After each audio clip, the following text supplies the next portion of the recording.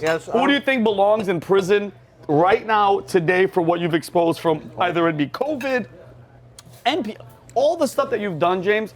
If you had to make your list, your top 10. Man, that's a good question. Okay, who would be? And you could ponder on that question. You could I need ponder to on think about that for a moment. I mean, I'm fresh off this case today. And Yeah. You're probably answer everybody in the courtroom. He's like, that guy. I've been sued. I've been sued so many times. Let me explain before I answer your question. There's a lot of projection in our world. Evil accuses goodness of precisely what evil is guilty of. Yes. Like, I should have won a restraining order. The guy said he wanted to kill me. I agree. Obviously. Yes. But everything is so reversed. Mm-hmm. Everything that I've been accused of, my adversaries should be paying the price for what I've paid the price for. Doesn't mean it's life in prison. But I mean, the betrayal has hurt the most of all the things I've been through. It's like that scene in Braveheart when Mel Gibson falls off the horse. Oh my God. People need to understand, I don't mind fighting the enemy. Whatever the enemy is. I mean, I hate to put it in dualistic terms, but enemies of truth and justice, that's actually kind of fun. I like being a warrior. What I don't like is seeing people on my side betraying me and stabbing me for money and power. I think those people need to go to prison. Yes. That's the worst. That's like Dante's Inferno, ninth circle of hell. If you stab a good guy in the back and take money to hurt something good, just because you want to make some money, you belong to go to jail. And I've heard reports. I haven't been able to corroborate it, so I don't want to say it publicly, but I can speak to it generally. I don't know if this is true, but even in our current administration, that bad guys are paying people off to not be held accountable.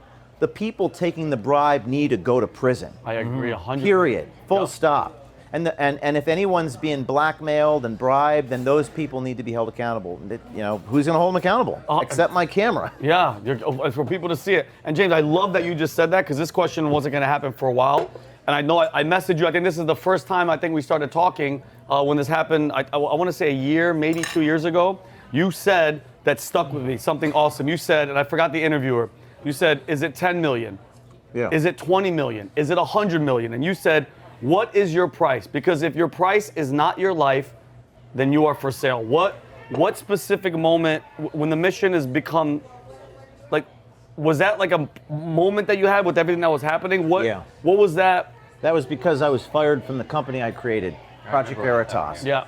And think of it, I had to create an outside, different entity to do the thing that I needed to do because nobody in the world would do it.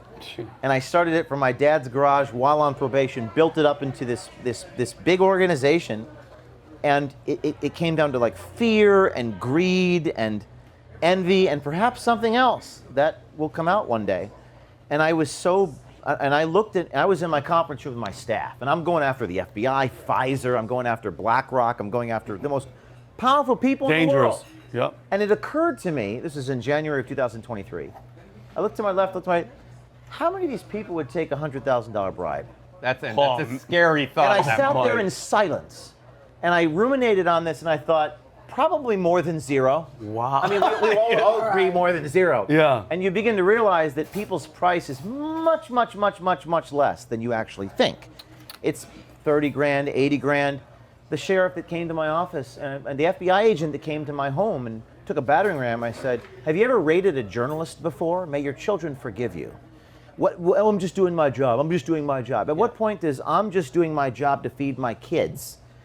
To what extent of injustice are you willing to go to feed your kids? Mm-hmm. So when you go through these things, and then I was sitting with Eric Metaxas in New York, and I just had a very real moment. That's what you're referring to. I said, what do you guys want? Do you want 10 million? Do you want 20 million? Do you want 100 million? Like, what is your price?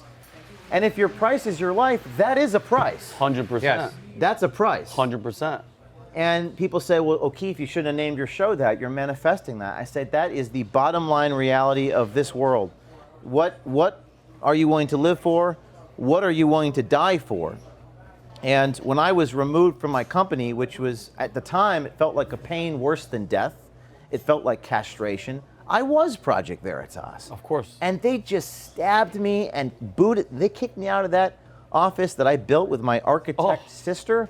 cut my credit card in half, and didn't give me a week's pay.